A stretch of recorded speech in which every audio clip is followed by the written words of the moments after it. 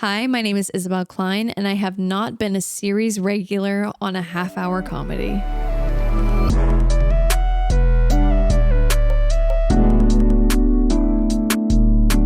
We're going to start off with hot take. So this is our warm-up question. Yes, our warm-up question. What's my hot take? What's your hot take? Oh my gosh. We like to kind of have it film related. Doesn't have to be though. It doesn't have to be though. I immediately went not film related, so I'm glad you gave me that. It sounds like you had something instantly. No, I actually do have something film related. Yeah. Okay, here it is. Shoot it. My hot take is that when you ask people their favorite film, they oftentimes are trying to guess what you want to hear. So let me rephrase that. Okay. Can I give an anecdote? Yeah. Okay. I was a theater and media production major, and a lot of our teachers would ask us, like, what's your favorite film, as like the warm-up question. And I would always say Nacho Libre, because Nacho Libre like introduced me to comedy. It introduced me to physical comedy. I loved the style it was shot. But more than anything, I just like could watch it over and over and over again. And then a bunch of people said Citizen Kane. And I'm like, I hate you. No. And now I hate you. Like, unfortunately, I have to hate you now. I think if Citizen Kane is your favorite movie, it's just not going to work out. It's not going to work out. Just with your life in general, not going to work out. No. Maybe they like sledding. Like, just let them have that. There's better sledding movies. Sorry, you were mid hot take. Yeah. No, that's, but I think sometimes, like, when you ask people, first of all, I think what's your favorite movie is an unfair question. Yeah. We shouldn't be doing that. Wait, I have too many hot takes. So I should probably get one hot take, right? One, and then you can elaborate on that. All right, you get two. You can have two hot takes. Two hot takes.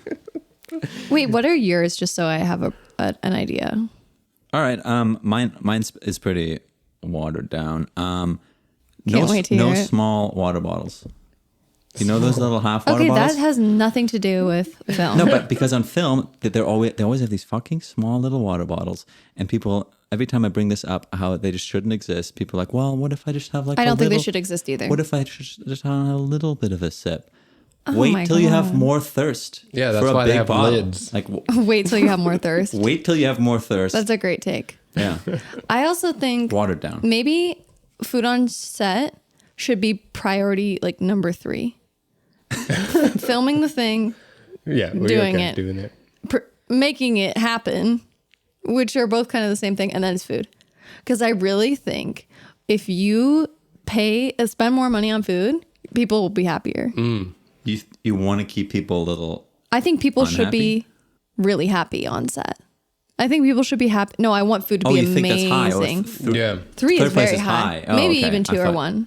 Yeah. Okay. I think Yannick and I kind of live by that motto of like food is the utmost important. We don't have much money to give as much as we want. Like we want to pay everybody based on the great amount of talent that they have.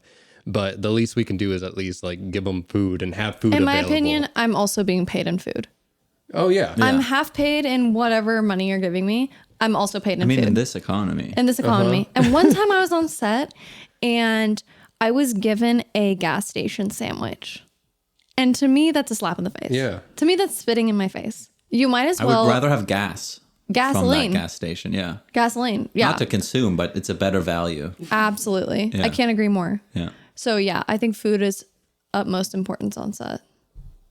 Yeah. My other hot take is that I think that places that are really popular, like, oh, this place is trendy, I'll go because it's trendy for a reason, right?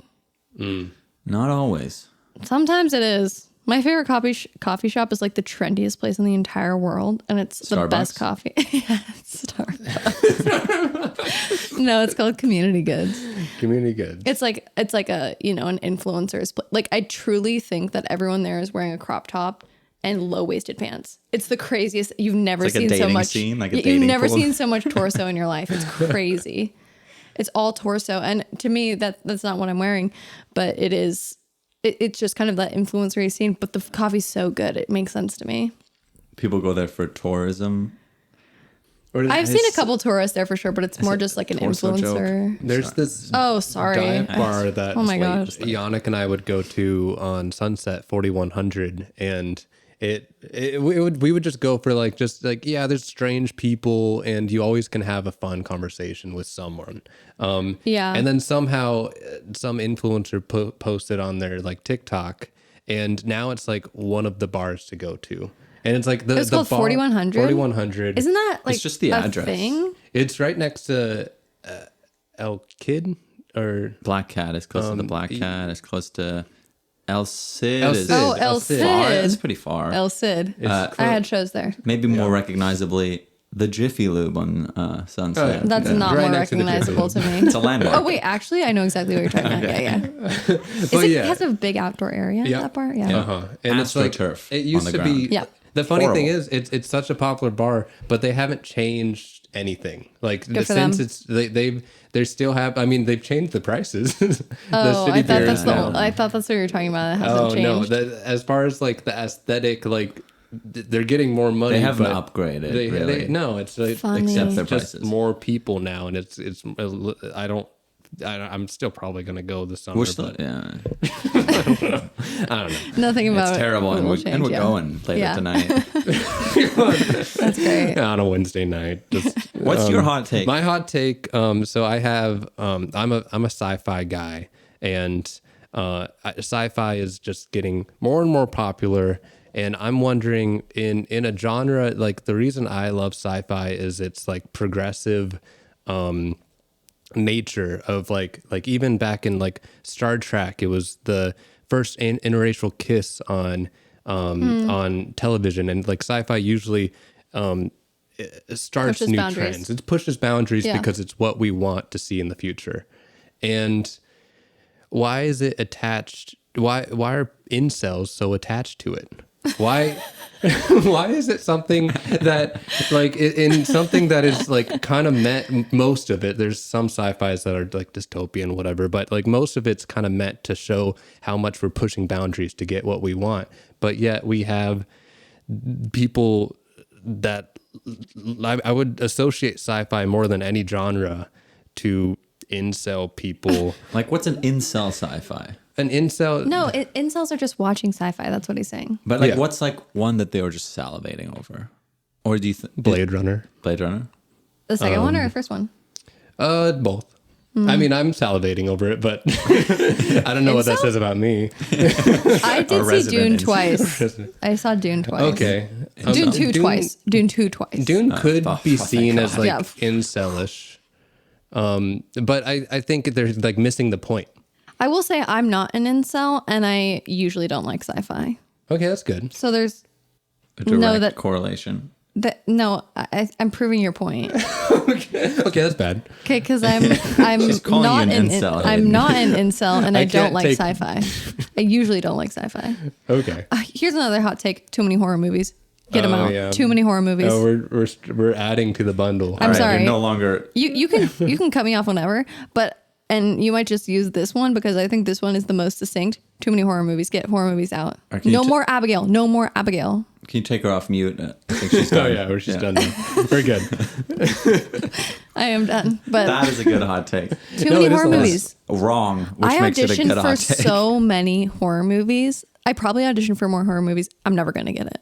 I'm never gonna Well, the get thing about horror movies is they don't have to be good to do well at the theater or film festival, whatever, because people just want to be a little scared. The rest doesn't really matter. Yeah. I have high auditioned for so concept. many like sorority girl killed or like sorority sister no more. I think I was gonna think- ask like the titles of the kind of I I characters. think can't- horror is the new incel thing because it's just an outlet for people to kill sorority girls. This is true. Okay. Yeah, and people Why are we celebrate killing it. sorority girls? It's Are they incels. annoying? It's just an easy incel outlet, I think. Okay. Because they don't like me, man.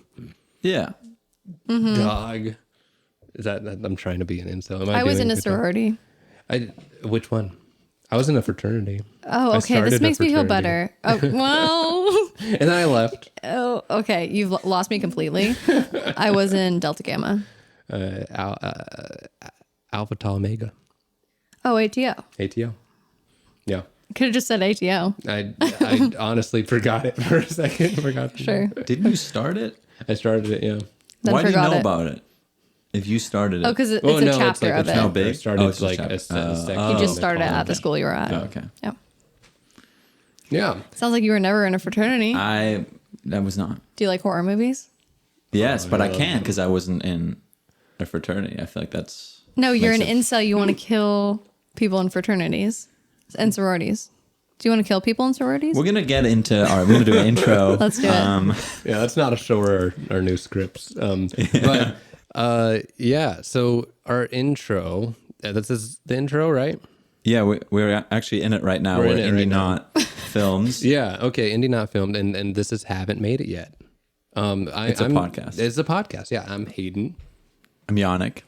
I didn't say my last name this time, which was pretty good. Thank God. Yeah. And We don't want him attached to this. That's why it's already going really badly. It's just Hayden. I'm just Hayden. We're with Isabel Klein today, and she is an actress, comedian, sorority girl. Sorority girl. Famously a sorority girl. Sorority girl. And something that I love is your character acting. Of just how much you go into depth with these like kind of characters that you create, and just kind of like, you know, it's almost as if they possess you in a way of like you're no longer Isabel when that happens. Thank you. But I want to see like some of your background of like kind of where you came from and what would you kind of classify yourself? I think that I'm a comedic actor. I think that's maybe where I land the most. That's what I feel most comfortable saying, because I do comedy and I do acting, but the thing I like to do the most is comedic acting, I guess. Mm-hmm. Yeah, I think that's where I land the most. Improviser, I don't know. I'll basically do anything you tell me to do. Jack of all trades? Yeah. Is that what the question? Did I answer That's a question. And then where did that come from? Like, was this... Oh, yeah. Well, I was a big ham growing up. Mm-hmm. I was... Whoa, what does that mean? Oh, a big ham. Oh, right. You're not American. A ham is like a part of muscular. A pig. Yeah. You were really buff. I was a tank. I was a tank growing up. No, I was a ham, meaning that I was really like... really silly and always trying to make people laugh. Really hamming it up. Hamming it up. I was about to ask why. Hamming it up. Hams are not funny. I just loved, hams. Pigs are not funny. There's nothing funny about a pig. I want to be clear about that. Yeah. A ham, really Hilarious. funny. Pretty Hilarious. Yeah. Mm-hmm. So I was a ham growing up. I was really always trying to make people laugh. I had an uncle with an incredible laugh that I was always trying to make laugh. And I always loved to perform. The only sport I really did well was gymnastics, which is a performance-based sport. I guess all sport is performance-based, but there's a real like performing element of gymnastics where you compete and you do a routine. So I did that growing up, and then I was just in all the musicals I could get my hands on. I never was like a child actor. Like I never like did the plays that I would actually get paid money for. These were like school plays or plays at my church or that kind of thing. And then I just went into high school with that being like my framework for what I really loved. And then I went to college for it. And now I'm post-college. I'm not in a sorority anymore, to be clear. How's that feel? Well, once It's you're in, you're really kind of hard not to be with my sisters. I love my sisters. Yeah. Well, you're donating every cycle, right? Still to No, it? I'm not donating it at all. No. Oh, okay. Haven't donated yet. All right. Well, I don't know how it works. I'm not donating anything to anyone. My time is valuable. Did you go to school for film? I went to school for theater and media production. Okay. Yeah, I went in theater, so I had to audition for the school that I went to for their theater program. So when I was a senior in high school, I auditioned for college. And then halfway through my college experience, I was like, I think I really should learn more about what's going on behind the camera if I want to act in front of it. And so then I like double majored in theater and media production. But it was really clear that I was not like the media production people. I didn't really care about the things that they cared about, I guess. Like I didn't fit in with them very well, which is why I always said my favorite movie was Nacho Libre and not to piss them off. So they were the Citizen Kanes. They were all the Citizen Kanes. Yeah. And maybe there were some that weren't the Citizen Kanes, but no one was a Nacho Libre like me. Yeah. They were probably Kill Bills. Kill Bill, Citizen Kane, Godfather. Yeah, I was just gonna say, yeah, that. And I had not seen any of those movies. I was just like, what's happening in a camera?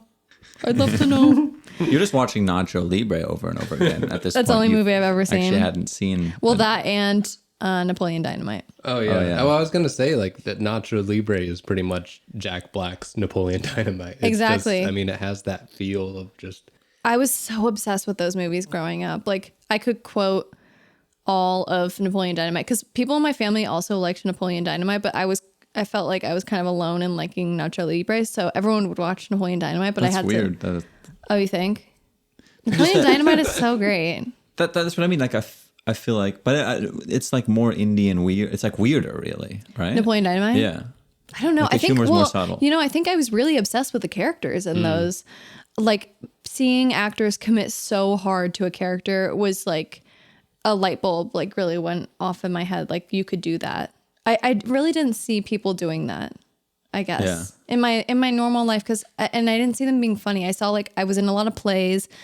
You know, You're a Good Man, Charlie Brown, and Seussical and all this stuff, but no one was really funny in those things. Yeah. So I think when I saw those movies, I was like, oh, these people are so funny. Like, and they've committed so much to the character. They've completely dissolved into the character. That's what I'm like really feel alive by. Like, that's what I love so much. Instead of like an actor, I think I saw like in these plays I was in, I was like, I see through you. Like, I see that you're a real person outside of this. I didn't know those actors outside of them acting in those movies. Like, I didn't really know Jack Black outside of Nacho Libre. Yeah. And I didn't know, what's his name? I forgot. Jonathan, maybe? Or that sounds right. Anyways, I didn't know him outside of Nacho Libre. So I was like, he is that person. Mm-hmm. So I think that's why I really love those movies, maybe.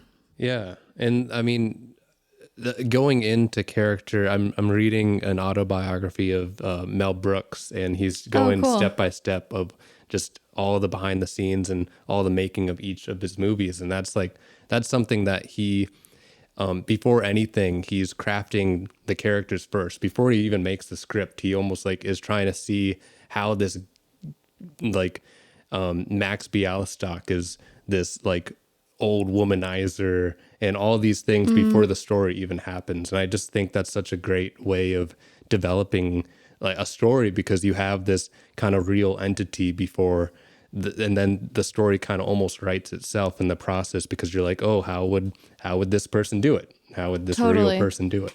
I have a lot of characters that I can put into different environments. So I think it's kind of a similar thing. Like I have this little boy character, and he can basically go into any situation and it's funny because he's a funny character. Yeah. Like seeing him like hang out with his other little boy friends is equally as funny as him like trying to like waiting for his mom at the DMV. Like those things are equally funny because it's him that's funny. It's not the situation that's funny. Yeah. And I do a lot of groundling stuff, and I think that's what they preach as well, is that like the character should be what's funny and not the situation. Whereas like UCB and I think Second City, a lot of it is like really situational comedy, which I think is so funny. But in the groundlings in particular, they really preach like this character should be able to live in anywhere, and that's what's funny. It's the character that's funny.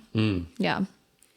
Well, you do have a large online gathering, and I don't know about that. It's pretty sizable. Oh, wow. Enough to have a couple fans of yours actually write in ahead of time. We announced that you were on the show, and they had a couple questions for you, and that's amazing. We don't really know what they are, so we're just going to kind of pepper them in as we go. But I figured maybe we could listen to the first one right now. That sounds great. That sounds, yeah. I will say I'm so grateful for my fans. Yeah, I mean, they seem to really love you. That's amazing. All right. Let's pull them up. The love is here. Love's in the room. All right. This first one is Edith. Okay. Is their name. And let's get right into it. Hello, Isabel.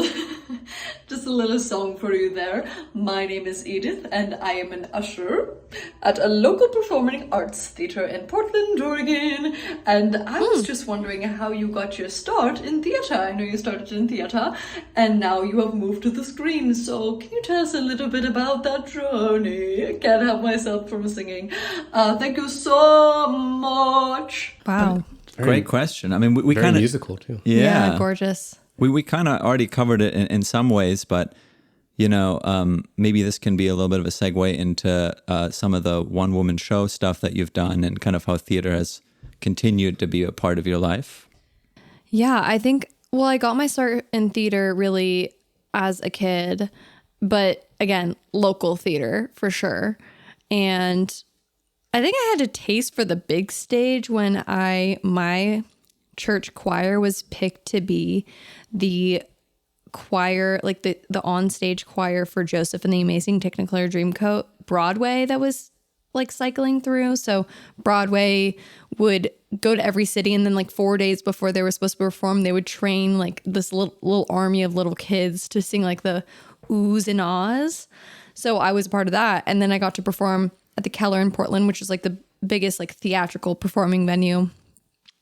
I think it has like 3,000 to 5,000 seats. Do you know? I don't know, but Okay. yeah, big venue. It's a big venue, and He knows all the other seat numbers. This one, you know, yeah, right? I'm the seat number guy. Yeah, you are. Yeah. Dang it, you don't know that one.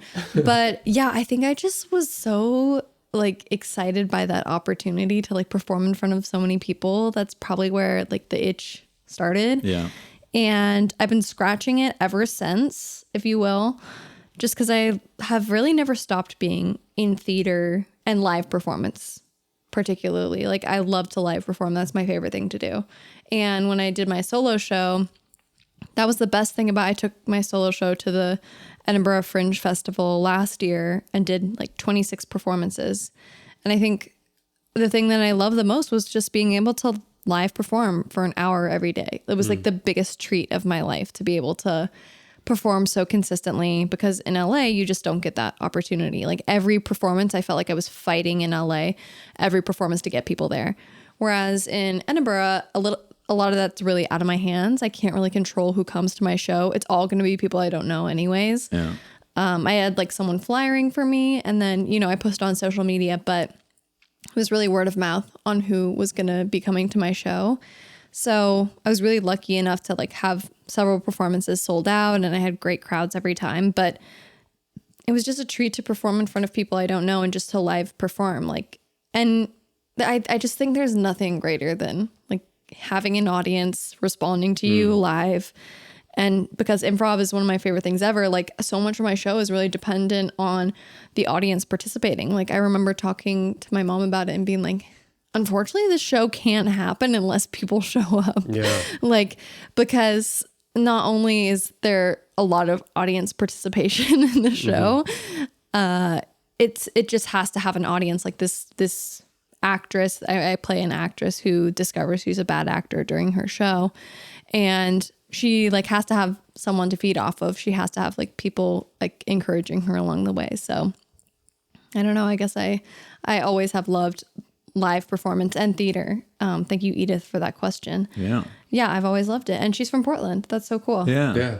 I'm What from are the Portland. odds? We're all Oregon people. We're all Oregon Yeah, people. she probably ushered one of your. She probably did. One of Yeah. your one. She sounds really familiar. Yeah. Yeah. Yeah. I wonder where she was in the bathroom. Good acoustics. Yes. Yeah. Smoking a little jazz cigarette before. A jazz. Little jazz. What's a jazz cigarette? I don't know. That funky weed. I'm trying to teach Oh my them new gosh. terms. And you chose jazz cigarette? I'm starting at the basics. Sure. Well, we're starting 1920s and working our way all the way. When you yeah. say starting at the basics, you mean starting really, The jazz. a really long time ago. Yeah. Maybe I'm during- not the right person to be teaching terms. Been I'm teaching certainly me not. English for a long time. It is not going well. Because English is not your first language. It is not. So German is? Yeah. And what other languages do you know? Python. And no, it's Is Python no, a... Python's the coding. coding. Coding. Oh, the Yeah. coding. I don't think that's what I was talking about. I think you know that. I know It's like okay if it's just English and German. That's one more than I know. all right. It's just English and German. Okay, cool. Yeah. language of love. Yeah. Gift giving. Gift giving. Is that your love language? Gift giving? I think not. No. No. Okay. I don't think so. It's the one that came to mind. Quality acts time. of service. Quality time. Acts of service. Yeah. Acts of service That's is mine. probably the one. Yeah. I think that people who say gift giving, that's too bad. You're judged immediately. If Yeah, you're as we just saw, yeah. Yeah. You were judged Yeah. immediately by me. Yeah. Yeah. Great. But yeah, so just two. Just Languages. two languages. Oh, put a little languages. Hayden, you must at least know conversational Spanish. No. Wow, that's Sadly, crazy. No, I'm Chinese and American Sign Language. You should see his Duolingo. You know American Sign Language? That's my dream, to learn American Sign Language. I really want to learn. A deaf aunt. So You have a deaf aunt? We communicate Incredible. and whatnot. That's so cool. But I want it. So there's Trevor Noah's podcast. He talks about like stand up as like an honest medium of like it's one of the most honest things you can do, because it's like you get that instant if someone likes it or doesn't like it whenever you're like on stage. And is that something that attracts you into wanting to do that? Is that something that you miss when you're like doing more film related activities? You know, it's funny because I was just talking to someone about this, because I was saying it doesn't really faze me if they don't like my performance when I'm doing a character, because you're judging the character. You're not judging me. Yeah. Like, you're judging this 13-year-old boy, and how dare you actually.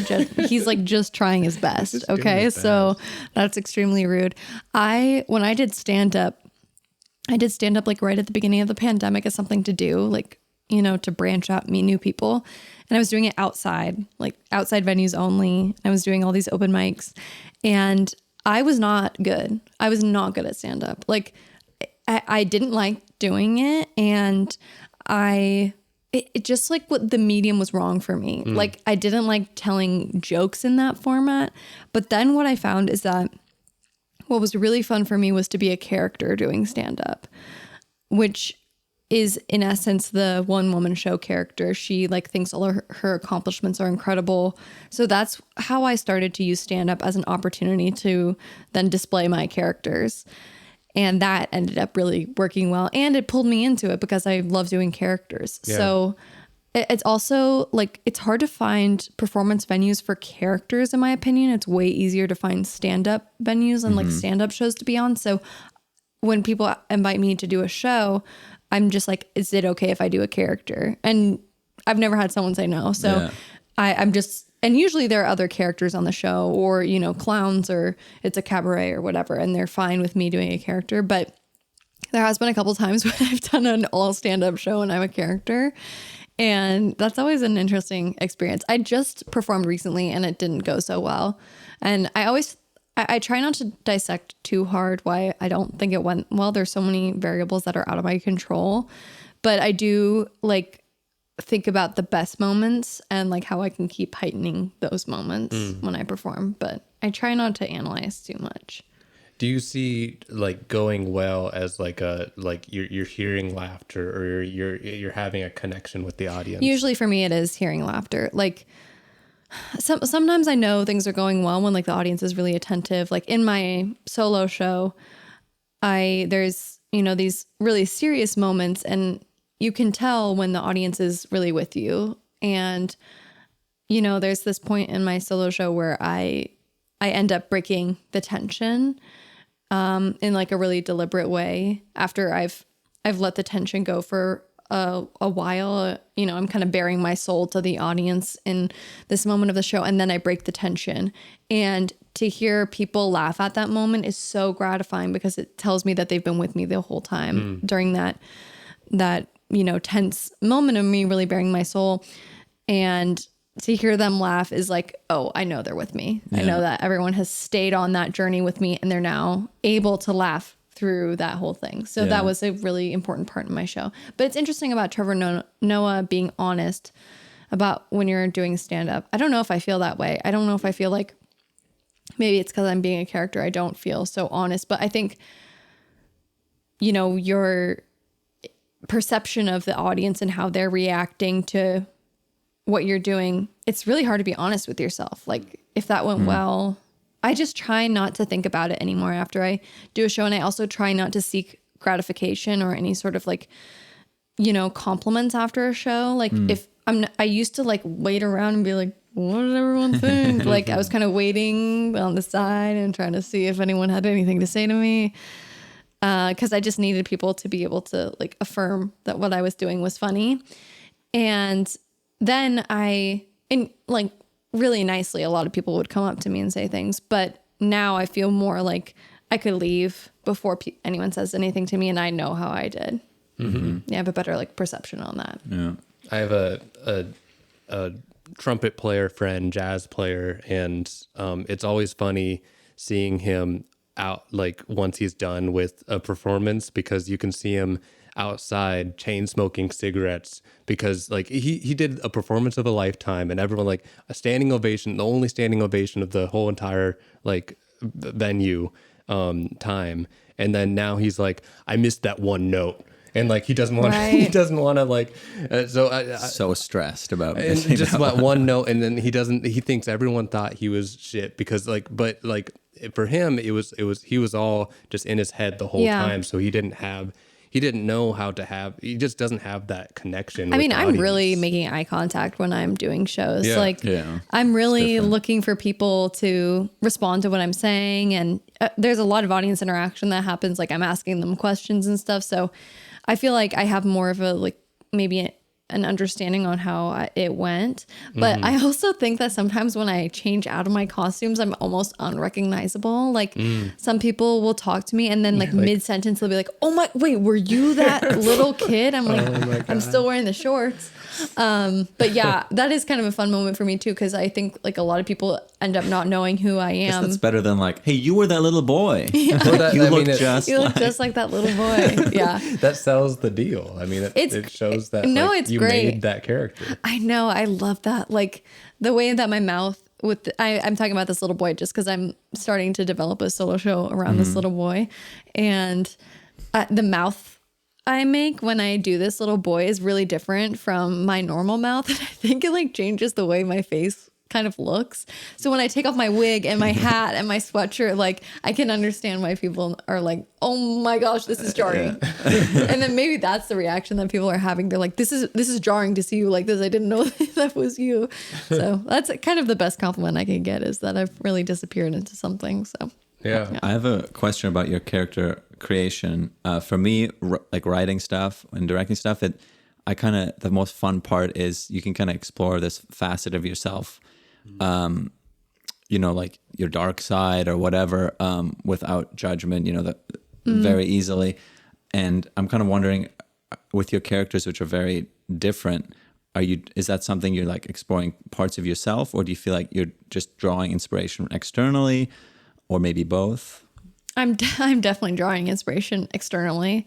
I get really inspired by Instagram Reels. Oh, yeah. I'm so inspired by Instagram Reels. There's a friend I have, and we just exchange weird reels that we see.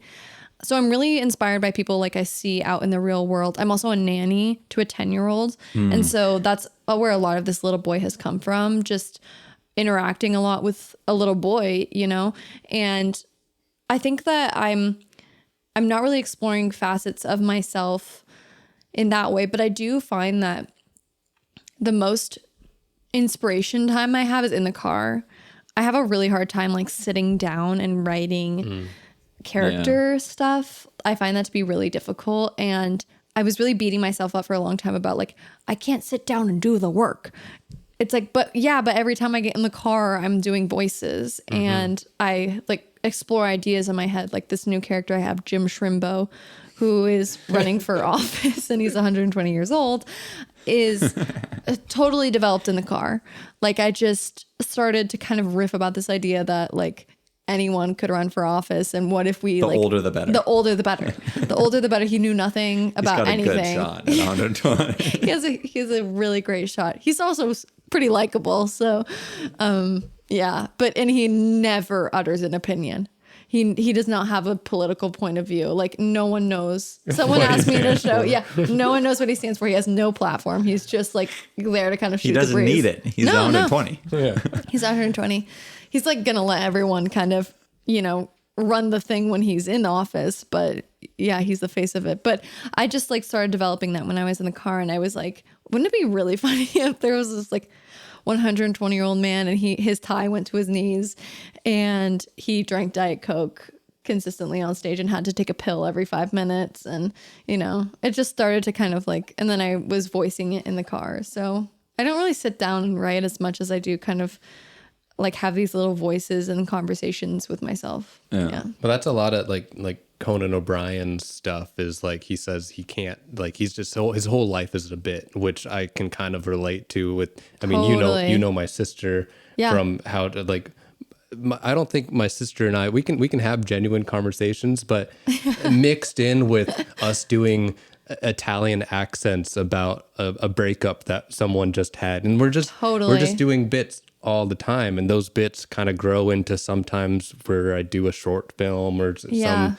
random skit from just having. So I understand that kind of like we're not writing any of this, but for whatever reason, like it becomes something where you need to make it. Totally. I think like my mom is such a supportive person for me, and she thinks I'm the funniest person in the world. That's great. And no, it's amazing because when I'm with her, I think I'm my funniest self. Like I'm really myself because she loves that side of me. And so a lot of times when we're together, I'm like writing stuff down because I'm like, oh, that's really funny, or this idea is really funny, or so I think if you can find those people that you can really be yourself around and have those things, I think that ends up working out really well too. Like just being able to be funny and silly and not feel judged at all.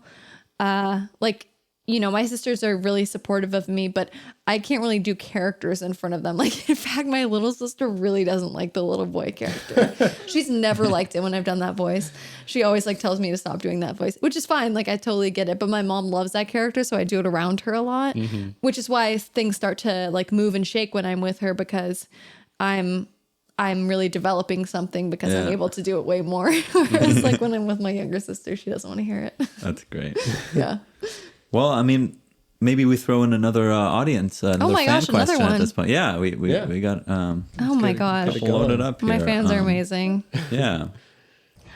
Hey Isabel, what's up? It's your boy Hudson. I'm 13 years old from Orange County, and I'm your freaking #1 fan, actually. I bet I am. My question for you is, what's your favorite commercial you've done? Because I know that you've done Sonic Drive-Thru and Airheads and Dave & Buster's, and friggin' fast food, candy, and arcades are some of my favorite things in the entire world. So I was just like, what's actually Isabel's favorite thing? So that's what I'd love to know. Thanks so much for keeping it real. Much love and peace to you and your fam.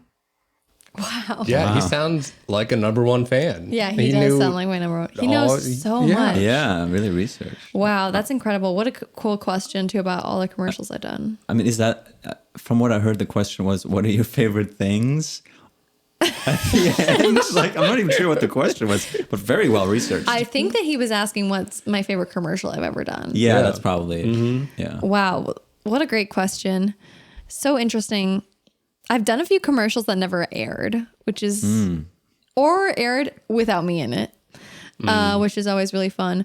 But I think Hudson touched on one, the Airheads commercial. That was that was the first commercial, really first paid job I ever had, was shooting an Airheads commercial. And it was the craziest first job to have because I flew to Mexico to do it. Wow. I auditioned in LA. I was actually shooting a USC short film. My agent called me and she's like, you need to leave the set right now to go do an audition, and it's for Airheads. I'm like, okay. And then I left the set. They paused. I went to go do this commercial audition. I came back. By the way, this has never happened again. Like all of this has never happened again. And then like 2 days later, they're like, you booked the commercial, and like 3 days from then you have to fly to Mexico to do this commercial. Wow. So it's like this crazy experience, and I was just like, I'm in it. I'm really an actor. I'm getting paid to do work for a really cool commercial where I got harnessed in and was like flying up, and it just felt like the most dramatic like set experience to be flying there. And I was there for 5 days because I had to train for a couple days on this flying rig. And then, you know, it ended up airing, which was super cool. And I really thought my career was going to take off after that. Because I'm just like, this is an amazing commercial. Yeah, everyone's going to see it. This is it. And then I don't think my career would have taken off because of that anyways, because that's not really how commercials work. But right after that, like literally as it was happening, as they were putting it out, it was March 2020. So the pandemic was just starting. So I'm like, dang it, now I have to sit in my room and I can't rule the world and become super famous and successful. And rewatch the Airhead commercial. It was also just really satisfying because a lot of people saw it. It got like a lot of really good viewership. I would say the Sonic commercial I did, Sonic the drive-through commercial, got the most viewership. And I had a lot of people like, you know, saying like, oh, did I just see you in a Sonic commercial? But yeah, the Airheads one was the most fun for sure. It was so cool to like fly on a rig, and I ate so much Airheads candy. Wow. They sent me home with a box. Oh, it was amazing. I'm just wondering about the catering of just like Crafty must be just different. For lunch, Airheads. it's just Airheads. It's just Airheads. I was high on sugar. It was kind of weird though, because there was a guy there from Airheads corporate. Okay. And he was like, have you ever done this? And he like God. took the Airheads, like, you know, the long ones that are thin, and he like shook it. Have you done this before? Oh wait, yeah. If you can shake it and then it like melts down to like a pillow. I'm like, what? Back in like elementary school. Yeah, it rolls up or something? No, it just like squashes down into like one. Much science is in that thing. Well, you know, I was thinking to myself, like, is this what this guy is presenting to me? Like, I'm not going to eat that, by the way. Like, I don't want that. Yeah, no. His greasy hands. I love those, the corporate guys. Like, in any of those commercials, they're always like there's one from Samsung that I worked with, and he was always pitching Samsung of like anytime I have this cool photo, and then he'd flip out the three of his phones because he has 3 Samsung phones, and he's like, it's in one of these, and then he would go with this, and this has a cool feature that's like, oh, it's not in this phone. Waiting for someone to find something on their phone times 3. Yeah. That's crazy. But like he was doing it as like a pitch of like, look at all these cool phones, and like this one flips. Open this app. This That's man really cool. never stops. That's amazing. But that's a salesman right like there. A company man. I mean, the corporate, That's really they funny. have fun ideas. I love, talk about characters. Like Oh my gosh, there's like a corporate girl in me. Like I do love like an MLM character who is authentically trying to pitch you a product and trying to make it seem like it's not, and multi-level marketing Love scheme. bad product. Yeah, That's my horrible favorite thing. product. Yeah, but it's something that I appreciate of myself. Of like, I think it's a very optimistic mindset, but I feel like it's something that's similar that you have of like, even people that you don't relate or connect with at all, I still tend to like just love. I still have a good time with people, of all kinds of people, just from having that strange story, strange relationship. Just everything is just, I don't know. I always seem to find something out of everybody that I'm meeting with. yeah. I also think like for me, there's always that part of my brain that's like, what's the character in this? Like my new landlord, she's so funny to me. Like, I don't think she's ever said a joke in her life, but she's so funny to me. Like I was calling her because I had like a plumbing issue, and then it was solved. And then she called me and I couldn't answer the phone. And then I called her back. She couldn't answer the phone. Called me. I couldn't answer the phone. Called her, answered the phone. I finally reached her. I'm like, oh my gosh, I'm so glad I got to reach you. She's like, me too. I'm like, right. And what's the thing? She's like, yeah, what did you want to talk to me about? I'm like, no, this couldn't have happened. This could not have happened. We were just playing phone tag for no reason. And I laughed so hard, and she laughed really hard too. Like she thought that was really hilarious. Me too. I just imagine like the 5 seconds of silence waiting for the other to speak. Also, she lives like directly above me. So I'm sure all of this was happening in our like respective apartments. Anyways, it was just happening right there. Like she was probably standing directly above me as these things were happening. So it was just hilarious. This reminds me of this guy. I love the like, Midwest guy who always thinks he's fighting the man. We had this guy on the show we were filming it. He had to repair this tractor, and he came in and kind of like this rough guy.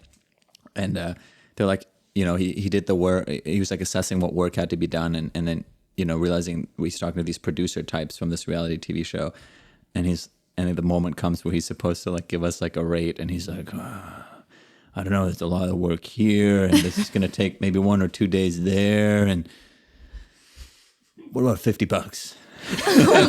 Everyone's like, let's see if we can see if we can make that work. Tighten our belts. Yeah, we'll see. That's really funny. I love that too. Like, because everyone's playing a character anyways. Like everyone is playing their own, their self in quotation marks. Because I remember when I was doing improv in college, I was performing like these really crazy scenes in front of my peers. And that was really nerve-wracking to me. So I just decided I was going to play confident improviser. I'm going to go out stage, be confident improviser. And that was my character for the night. And then, I did these other characters, but I really remember being like, it's just a character assignment that I have to be confident and I can perform like this in front of my peers. It's just a character. Yeah. And then, I came back and I was like sweating and lightheaded. I'm like, oh my gosh, just the performance of my lifetime as confident improviser. But that really works for me. Like that kind of mental shift really works for me. Yeah. Because I think we're all, it's like we're kind of a different version of ourselves in front of a lot of different types of people. And then it's pretty amazing to find people that you could be like genuinely yourself with. Like I feel that way about my mom and, a couple friends that I have, but it is interesting that like we kind of are playing these roles in general. Like I play role of nanny, I play role of teacher, I play these different roles. And so I think, having that character experience is like really embedded in our daily life. I just shifted to playing other people very different from me too. So I put that to like the extreme of, I have it was a college documentary that I did of a college mascot of the Puddles the duck, and like so cool. Putting that mask on. And for whatever reason, he could be, he was like 30 something, a 30-year-old guy. And if he did anything, 30? Yeah, he was like a 6-year, great guy. I love this guy. Yeah. He now does, he works for the Harlem Globetrotters. He's one of the Globies. I don't know what you call them. Oh, so cool. Yeah. But, if he did anything he did outside of that, mask, outside of the mascot, he would have gone to jail. Like stealing candy from a baby, pushing someone for no reason. Just like he was a menace. Right. But then that mask then allows him to kind of consume this role, and he's nowhere near that character when the mask is off. Yeah, but really like interesting. it's just, for whatever reason, you can steal candy from a baby and everyone laughs. Right. Only if you're wearing that mask. That's so interesting because I think like this little boy character, I'm in a solo show class and she like posed the question, why is this not a little girl? Like, why is it not a little girl? It totally can be a little boy, but it also could be a little girl. And I'm like, I think what it is that as a kid, I felt very confined by my gender. Like I just felt I'm one of 3 girls. I felt like, I had hand-me-downs. And when you're in a family like that's kind of big like that, you don't get a lot of say in what you do. Like you follow the family, and I was really content. Like I had an amazing childhood, but I always felt like the boys got away with so much more than I could. Like we had this family friend and he just like wore a golf glove for 2 years of his life. And then my parents like gave him a golf glove for his birthday. And to me, I'm just like, how does he get away with this? Like he broke his arm all the time. He was constantly doing stunts and I just like would never be able to get away with something like that. So I think like I'm really drawn to this character who can really get away with a lot where I couldn't when I was a kid. Like, and I also was a really good kid. Like I love rules. I followed the rules. I loved school and all this stuff, but I always envied the boys who could get away with more and wear whatever they wanted and not have it match. And I was just really envious of that. Is the little boy character an only child as well? I've actually never thought about that. I think he is an only child, yeah, because he get doesn't away with even more, probably. Yeah. Oh, yeah, for sure. He has kind of absent parents, so I think that maybe his parents work and he's an only child.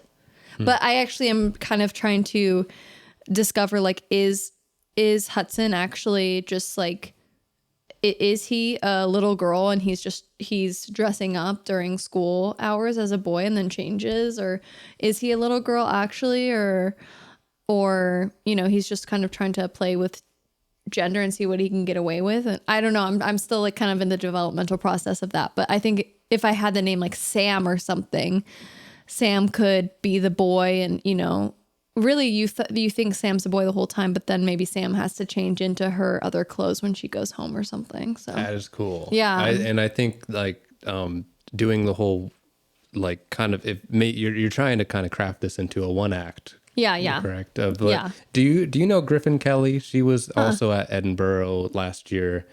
She did something similar. Her show was called Two Cats on a Date. Oh yeah. Okay. I know her. And I mean, I don't actually know her, but I know of her. But the premise was like, it was just, she was speaking in meows the whole time, and it was just two cats on a date. And it was funny, but it's like, okay, how is this going to go for 50 minutes?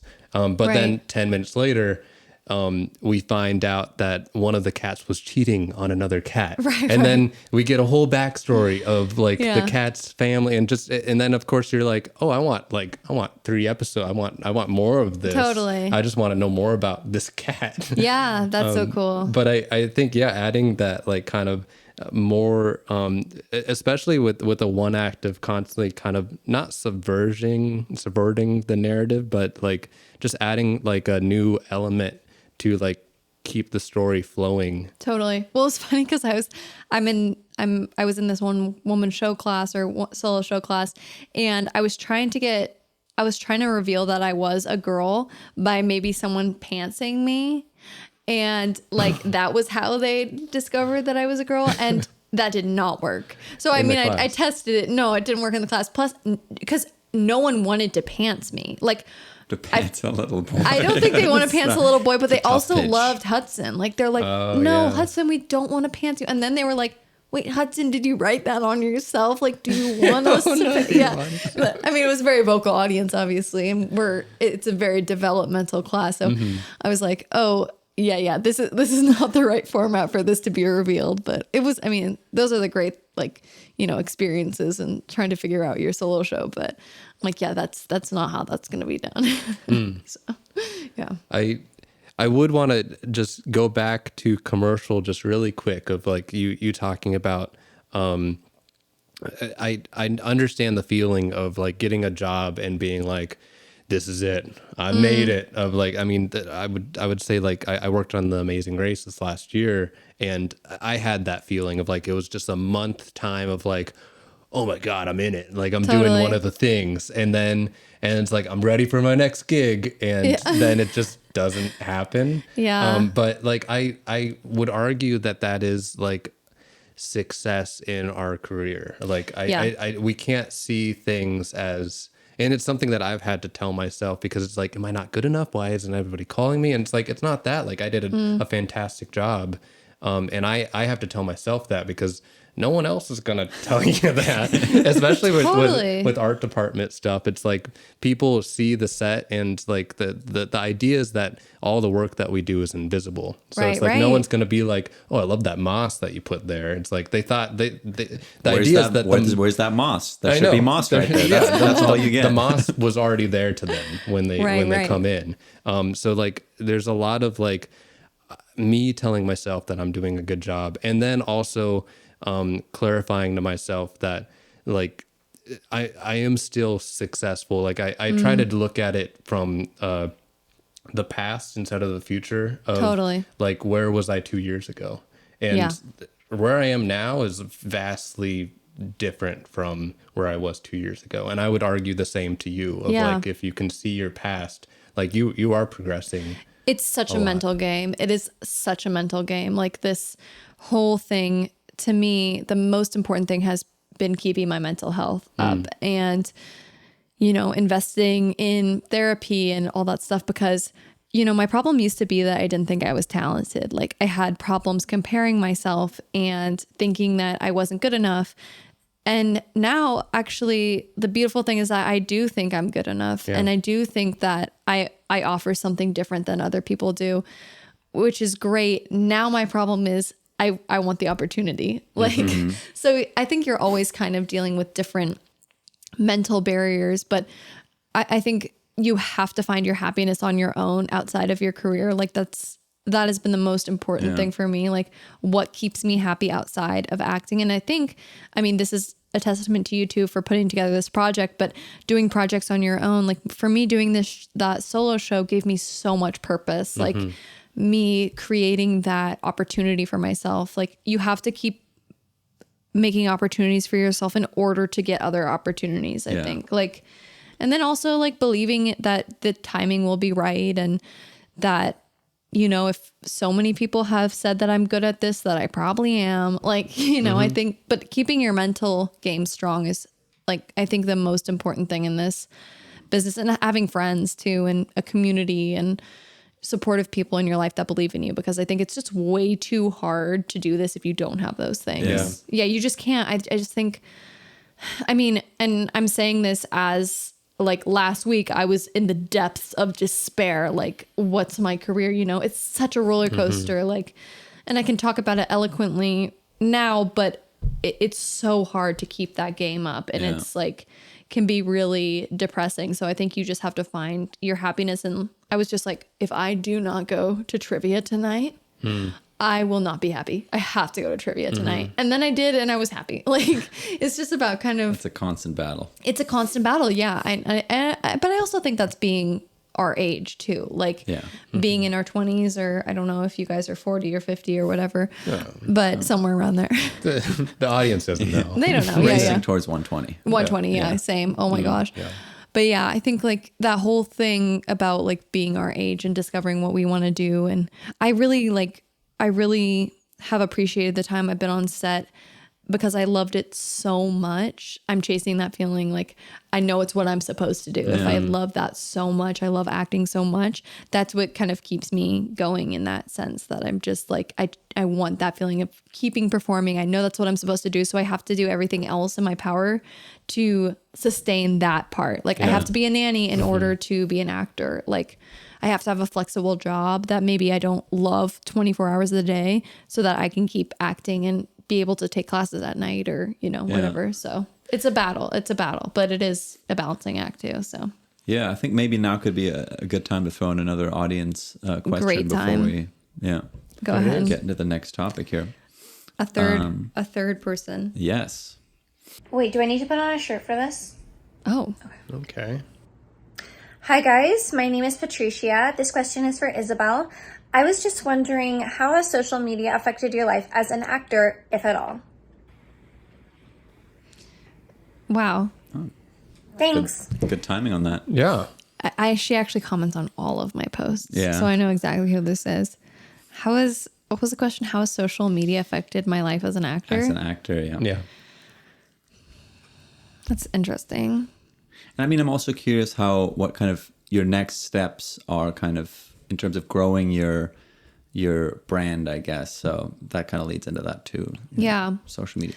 It's interesting because I've like created all these challenges for myself. Like leading into Edinburgh, I did 100 videos, a video every day before I went to Edinburgh. Which are really funny. Oh, thank you. That's nice. I look back on them and I cringe. But I've created these things for myself. I'm sorry if that was me. And maybe it wasn't me. Her commenting on it probably is me. Her commenting. Yeah, I think I've created these challenges for myself where I'm like, I'm going to post 3 times every week. And that has not been remotely as successful as when I've just like thought of an idea and then maybe thought of it for another day and then actually executed it and I was passionate about the idea, those are the ones that have done well. So I don't think creating these like barriers for success for me has been helpful, or, you know, whatever goalposts. Yeah. What is that? The right, you know, setting expectations for myself has not been helpful at all in the end. That's just not how the creative brain works. I feel like in most times, it's not like you just have a constant stream of equally good ideas, you know, they come in waves. No, totally. And I think that speaks for my characters too. Like the ones that I've been able to develop a little bit longer and have a little bit more of a backstory end up having more of a response from the audience than ones that I just like kind of throw on stage and I only had like an idea about. So yeah, I don't know like really what social media, everyone has a different opinion about like how social media affects your career. There are people I clearly see get jobs, acting jobs from having a social media presence. So there are those people. And I'm always kind of like, if I just had more followers, like maybe I would get something. But I don't really think that's it. I think it's a combination of a lot of things. And I don't know if me trying to get more followers is the best use of my time. Mm-hmm. Really. Yeah. Like I'm really grateful that a couple of my videos have done pretty well. And, you know, that is always like a great boost to my confidence and like that people like what I do. But I don't think it's the best use of my time. I think like developing and honing my skills and meeting people is really the best thing in the end for me. Like the connections you make and the people that you spend time with, I think like end up being way more of an asset to you in your career than like trying to get follows on social media. Yeah. But you shouldn't ask me because I don't have that many followers. You should ask someone who has a lot of followers and then see what that's done for them. I'd be curious. I would say, for me, followers doesn't really matter, but like I'm not the average Joe on social media. But the quality of things that you post and the consistency, as well as like you can see. I guess if you could call it like a brand or so on your social media. And I do respect that. It's something that like I entirely lack. And like Yannick and I are trying to get better through, this Indieknot Films thing, because we feel like social media there's a good connection that you can build a community there. Mm-hmm. And our way of thinking of it is we'll just stay consistent. And totally. If we can continue to feel like we're doing a good job, it's gonna give sometime. There's this whole thing, and we've talked about it back and forth of like following the algorithm, and it's just like, what does that mean? It doesn't, to me, really, that's laughable because the algorithm changes. Yeah. Exactly. Like how are we supposed to predict these things? And then they're like, actually 3-minute videos are the thing that are helping the algorithm right now. It's like, okay, well, sometimes what I'm doing doesn't lend itself to a 3-minute video. Like sometimes it's like 15 seconds. That's the best format for this. So me trying to like shoehorn my ideas into like whatever the algorithm thing is also not helpful for my content. And I say that, that works out in the long run, I would say. That's what I hope, because that's what kind of we're doing too, of like, hey, this is going to be a 10-minute thing because we think this is going to be a 10-minute thing. Right. And that's how we're going to do it. And hopefully people will understand that, I don't want to see this in 15 minutes or in 15 seconds. You'll get the audience members that like want to see what you're making specifically versus people that are going to just stop by because the algorithm fed it to them. They follow you, they like it, whatever. They're out again just because what you made is tailored to something shareable real quick. Because right now that's really rewarding anything that's shareable, which is just anything relatable.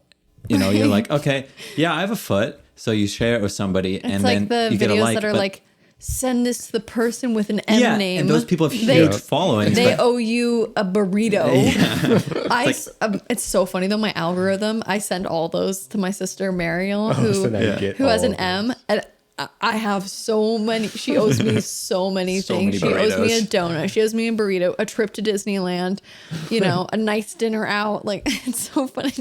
And I just keep sending them to her. I'm like, oh my gosh, I'm so sorry. But you owe me this now. This sucks for you. I'm so sorry. I feel like that could be a good character too. Somebody that's just really serious about like, pay up, dude. Like, it's like that's the same person who forwards email.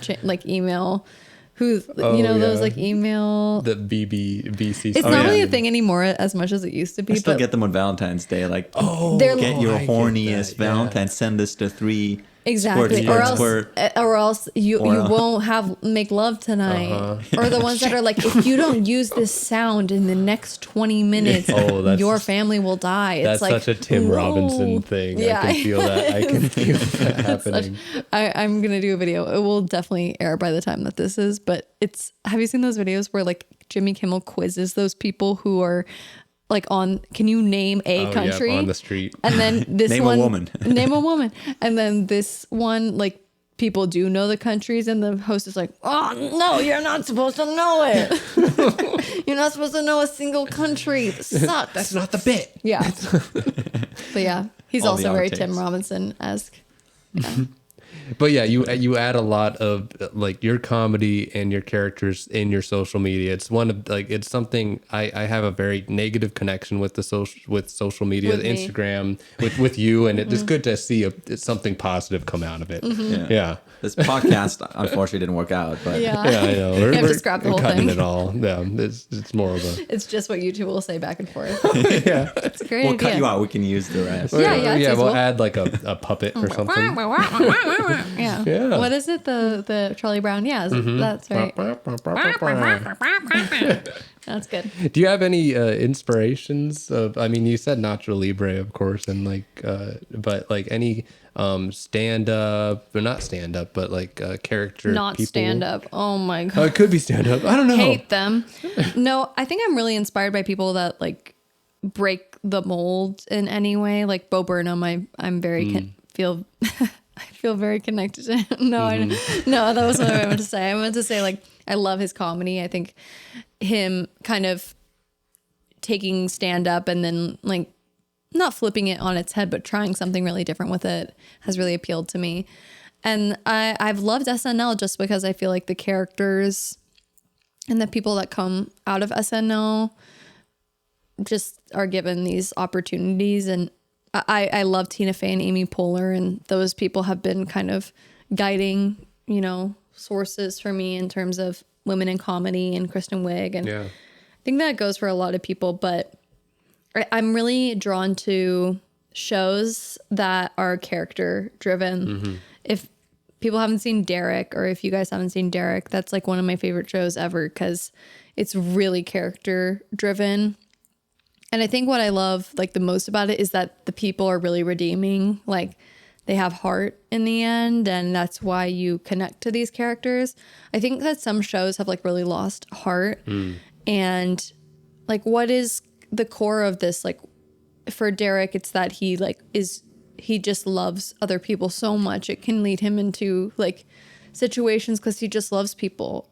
Like I just have a hard time with some shows where I'm like, the main character isn't even redeeming. Like, where's the soul of this person? How can I connect to this person? But Derek is great. It's Ricky Gervais, and he plays like this kind of, oddball that works at a nursing home. And yeah, I've just found like a lot of inspiration in those kind of things because I guess that's my sense of humor. Yeah. Yeah. And yeah, you do need that relationship of like that connection. Even my favorite characters are the ones that like, it kind of comes from my younger brother, who just very passionate fireball kind of person. And we argue a lot, but I think what comes from me just enjoying just characters around the world, is because of him, because like I've seen how like the inside, like he's just being himself and he's trying to connect and like having that, it's almost like the Lucille Ball or Charlie Chaplin of like this person would be a stranger and very wacky, but you see that like you see the heart inside that Totally. like kind of gives you that connection. Yeah, I was trying to kind of like pitch myself for managers, and I was like, what do I bring that's like different or relatable? Like, what can people identify with? And I think what I said is like, I blend humor with heart because I think I do a good job of making characters really likable in the end. Like, people love this little boy character because he like just wants to have friends in the end. Like, that's kind of, he has a weird way of going about that, but you know, that's in the end. And this other solo show character I had with this woman, she really just wanted to show everyone that she was worthy, you know, and people really like that, I think. So I think that that's maybe my skill in that regard. Yeah. Yeah. I mean, just kind of going towards wrapping this up, I'm curious what your next steps and kind of goals are. You mentioned getting a manager. Do you have a manager right now? I have an agent. You have an agent. So maybe it's that, or, you know, obviously you're working on this one woman show with a little boy. Yeah. what you know, solo boy show. Solo boy show. One little boy show. Yeah, like what are your next 10 years looking like in your mind? Yeah, I'd love to have a manager who can kind of like direct me into a certain thing, or like help. What I feel at the moment is a barrier of connection, where I have like 2 pilots I've written, and I have like a character reel, and I have these things that are kind of fleshed out, but I don't know how to reach a person who could make it happen. So I think a manager is a helpful connection for those 2 points. So that's one thing. Like, again, it's like feeling confident with my abilities, but not having the opportunity to present them. So I think that's really what I'm trying to develop, is how do I get to those kind of upper level people that could make something happen. And then I mean, I'm hoping that I'm happy, obviously. I think that's what I'm consistently thinking about with my future, is I just want to be happy in whatever I'm doing. Yeah, I mean, I see the next 10 years as probably just working really hard, making things happen for myself. And hopefully, you know, that involves TV and sketch and, you know, getting it to a bigger audience. I basically imagine myself doing a lot of the same stuff, but in front of more people. Yeah. That's the hope, I think. Because I really love what I'm able to do, and I love performing. I just hope that maybe some things are a little easier for me, like getting people to a show. Yeah. Like, whereas that feels like it's kind of hard sometimes. It's like I'm reaching out to all the people I can to come to my solo show. I hope that there's a little bit more of an audience that will come to see me. Yeah. Do you have any like tangible numbers or theaters or something that you can look back at 10 years and be like, I did that? Or is it pretty nebulous to you? That's interesting. I mean, I'd love to go back to Edinburgh again and perform. I'd really love to perform at the Dynasty Typewriter. I think that would be really cool.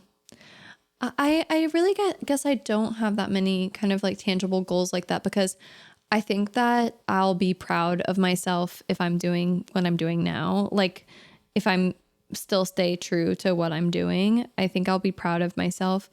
And I just have come to kind of expect that like things can happen for me that I would never have expected. And those are really important and powerful for me. Like, I never would have expected myself to do the Edinburgh Fringe Festival. Like, that really wasn't in my, I didn't even know that was like a possibility for me to do. Yeah. Like, I didn't, like, whatever, 10 years ago, I didn't even know about the Edinburgh Fringe Festival. So I don't know. I think I'm going to be really surprised and kind of amazed at where things go, just because I think I'm really open to things happening, or I'd like to think I'm really open to things happening. And I think I've gotten a lot better about saying yes to things. And I remember when I was like a kid, or there was like a period of my life where I just like wasn't really active in my life. Like I felt like I was saying no to a lot of things. And then one year I'm just like, I'm going to say yes to more things. And my life has expanded by saying yes to more things. Like I remember I would never go fishing with my dad in Oregon because it was too cold. And then he asked if I would go fishing with him. And I'm like, yeah, let's do it. And it wasn't that cold. And I had a really good time and I caught salmon. So, you know, like things just end up happening if you say yes more. And I think I've said yes to a lot of things and I continue to say, like, I'll say yes to anyone's project. Like, as long as it's, you know, when I'm comfortable. As long as there's really good food. Airheads included. Yeah, please, Airheads. That's in my contract. What is that thing called? The, like your... Demands? Yeah, it's like a demand, but it's also, yeah, I can't remember. But that's in my, that. Yeah.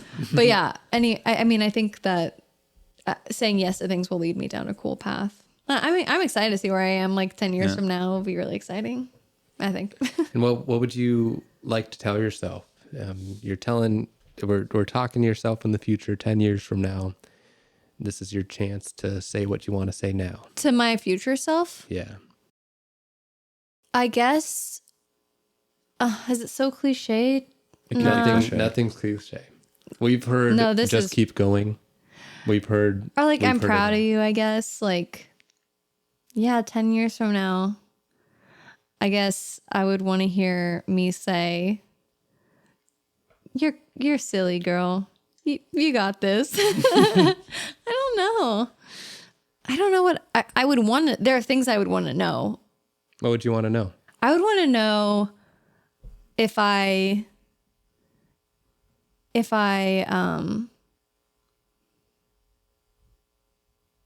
don't know. I'm really interested to see where I'll be in 10 years. Like, do I fall in love? Do I have a house? Do I want children? I don't know. I still feel like I'm 18 right now. Like, I still feel really young. I know I'm not 18. I'm in my mid to late 20s, but I feel really 18. I feel like I'm just getting started. You know what I think is, looking back every time I've done a time capsule thing, it was really like the mundane things that I wish I would have written down or like noted. Because I can remember the big things, but I have no idea, you know, what the vibe was like back then. Yeah. So like what I did. So like maybe like it could be cool to send yourself like, what's something that annoys you about your apartment? What's your favorite restaurant that you go to? What's the last fight you were in? You know, and then that's like fills out like whoa, I don't remember any of this because it truly doesn't matter. But like this fills in your character 10 years ago. Yeah, maybe if something like the that. things that cool. bother me now. Yeah, which you're just gonna forget in a month. I really hope I'm more financially stable. That's one of my biggest things to work on. But I guess I just want to know if I'm happy. Yeah. Mm-hmm. Yeah. I think it's really easy when you have siblings and you can compare yourself to other people to feel sad. Like, I think that's really easy to do, but I hope that I continue to stay happy with, you know, the life that I have. I don't know. I don't think I did a good job with that. No, I think I like the questions aspect thing. It's something we haven't gotten before too. And I think like it kind of goes into the questions that you have for yourself are the things that you're kind of thinking about now. And it's probably not the questions that you're going to have in 10 years. So you're probably going to have like, well, this kid shut up. Yeah. Or I don't know what the future lies. But like, I do like... Right. The things that are important to me now change over. Yeah. Right now I'm like, do I have money in the bank? And hopefully I'm a billionaire by 10 years from now. Yeah. So I'm not going to be worried about that. We're all going to be. Yeah. Yeah. Inflation is going to make that a poverty rate. So $1 billion is going to be once again kind of poor. But. Yeah. Shoot. I can be a billionaire and still be so poor. Oh, no. I want to be a billionaire, inflation adjusted. Yeah, exactly. That's how I feel. That's really how I feel. Well, so I want to do and are kind of going into our outro. Is it appropriate for me to ask if you can like go into a character for your outro? Oh, sure. Yeah. What kind of character would you want?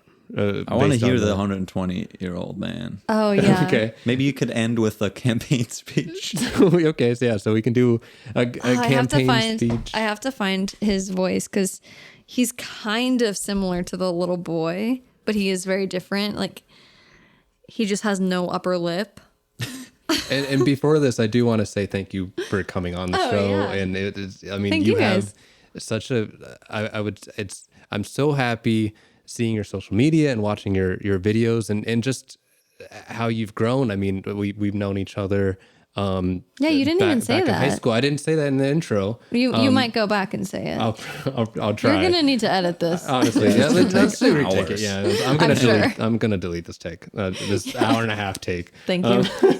No, He's but a huge fan. He actually sent in a video, and it was kind of awkward. We I am weren't a able to huge listen to fan. him. Where was your fan video? This is the one. This is the fan this is video. the fan video. Okay, great.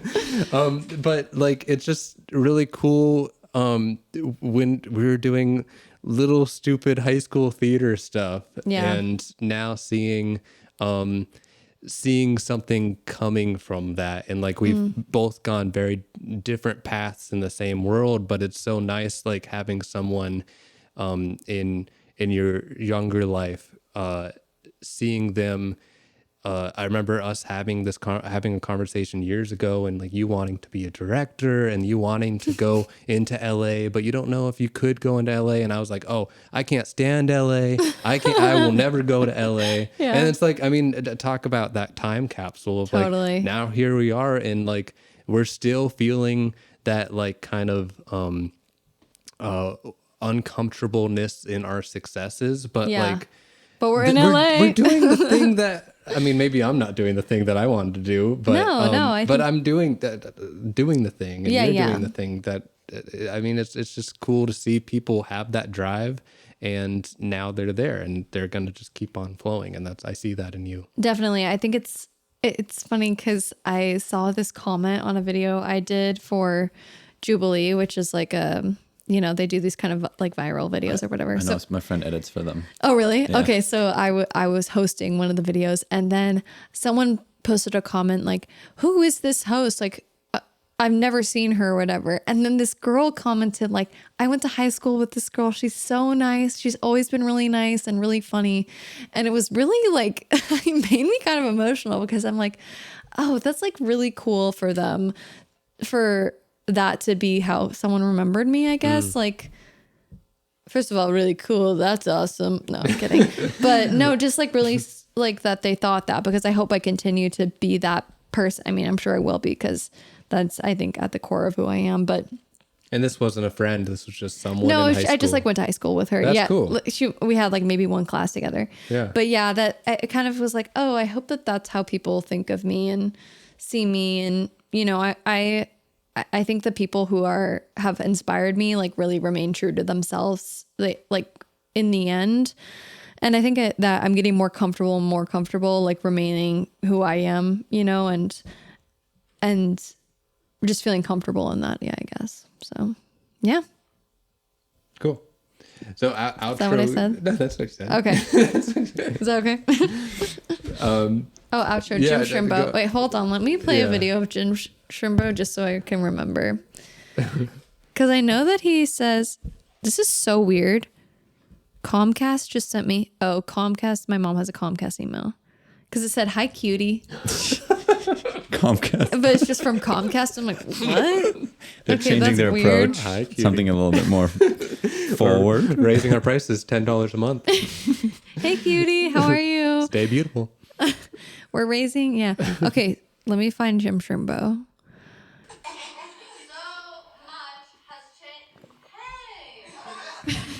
He gets distracted a lot. I just love that he takes a pill like every 5 minutes. I just had to skip the pill part. Jim Shrimbo's a vote for Jim Shrimbo. Maybe that's it. Yeah. Do you want us to react, or do you want? Yeah, us... absolutely. Okay. Hello, everyone. How are we doing today? Okay. I'm here to tell you I was born in 1926. Oh, wait, no. I was born I'm here to tell you I was born in the 1900s, and that I am still the most consistent person you've ever met. The same things I stood for then are the same things I stand for now. What do you stand for? Cars. Trains. Transportation. What are some of your policies for transportation? Transportation has to keep moving forward. Got any questions for Jim? What are you going to tell the people doubting your platform? Dousing me? Doubting. Dousing me with... Okay, so this is a question about dousing. Yes, I was doused with water when I was born. I was baptized. Oh, so you're a religious man. No. The only religion I believe in is America. There we go. The United States of America. What are your education policies? Your policies on education. Exportation? Education. I'm not sure what exportation is. I'm so sorry. You're gonna have to speak up. Oh, expletives. Expletives. My favorite ones are, yeah, woohoo. Oh, shucks. Oh, shucks. Those are my favorite ones. Does that make sense? Oh my God. Did I answer the question? You did it. I think we're faded out in the outro. Thank you, Jim. That's beautiful. Oh, man. A vote for Jim Shrimbo is a vote for Jim Shrimbo. This was an Indieknot Films production, edited by Hayden Garrett, and music provided by Harrison Garrett. Do you want to leave feedback? Have an idea for our next guest? Email us, indieknotfilms@gmail.com. Support us by leaving a review and rating us on anywhere you listen to podcasts.